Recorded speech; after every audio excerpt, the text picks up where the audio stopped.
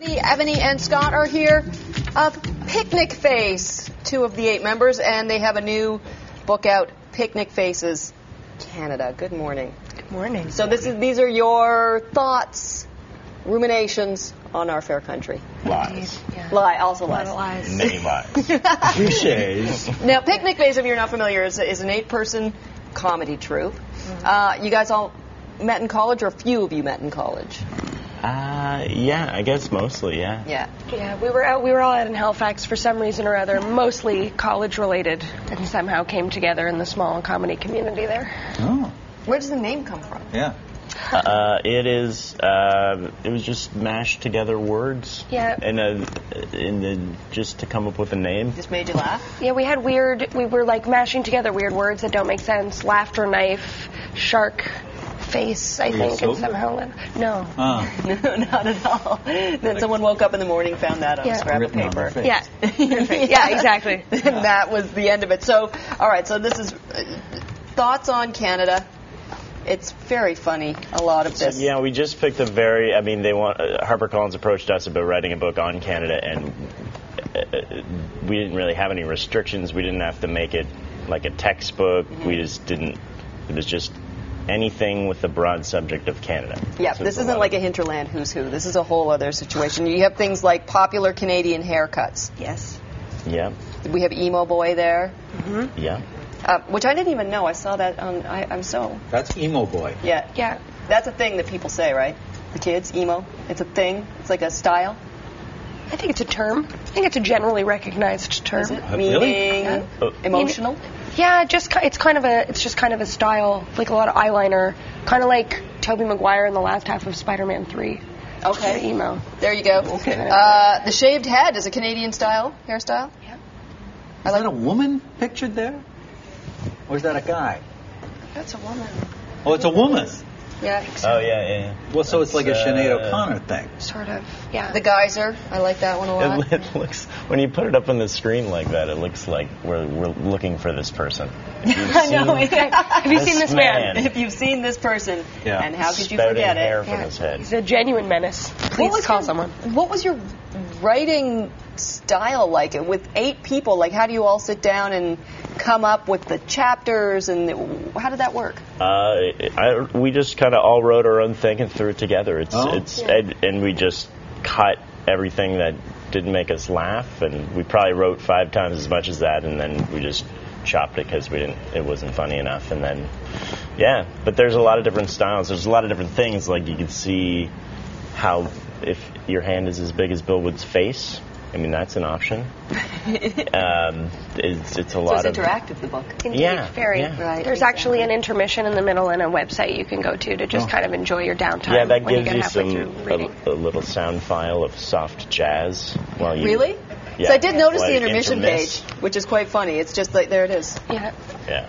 Oh, you hardly ever see that anymore. Yeah. Yeah. That's It's a a nice nice touch. old-fashioned, Yeah. you just need a break. There's some elegant you know? saxophone, though, if you go to that If you go to the... website. Oh, there it is at picnicface.com/intermission, and you can stare at this. Yeah. So you didn't Listen to there was jazz. no Meditate. framework. Are you telling me there was no framework for this? Canada. Canada. It just had to do with Canada big somehow. country. And some of it's a stretch. Why Is your you hand guys? as big Well, as... why did HarperCollins come to you guys? That's a fantastic question. Yeah, we asked But the I don't know the same answer. thing. No. Because, I mean, at the time, like, we have a television show now on the Comedy Network, but at that time, we didn't have that. You weren't We had known some for being YouTube particularly, videos. like, having particularly Canadian material. Well, or I think anything we like did that. a video called All About Halifax on our That's true. YouTube channel, and I think they saw that, and it was a fake informational video. Yeah. So basically just a bunch of silly lies about Halifax. So that was the basis for it, I think. All right. And then, speaking of YouTube, your 2008 video, Power Thirst, got over 19 million views?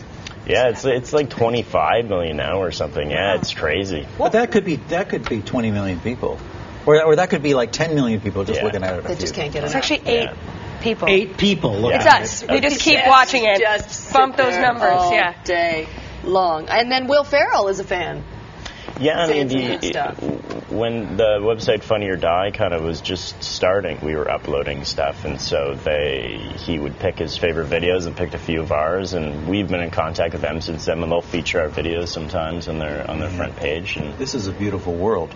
where you can just be 8 drunk people in Halifax sitting around, 1 minute. kicking back on the couch, and then So before you know it, Crazy. you're like, It's a problem. you've got all this. We worked pretty hard. Yeah, you had to work fair. pretty hard. Like, there is so much in this book. There's myths about Canadians debunked, prime ministerial anagrams. Yep. Joe Clark turns into Jerk Cola. Jerk Cola. Yeah. Yeah. Sir Charles Tupper turns into Starchier Purples. Yeah. That was an interesting story. I mean, did you know anything about Canadian history before you started this? No. Or was it an educational Probably no. It was less. kind of an educational odyssey, to be honest. I had what I could remember from high school history. Yeah. And I learned. I know more now than I've ever known about I'm sure Canada. you do. Yeah, I feel like a real expert.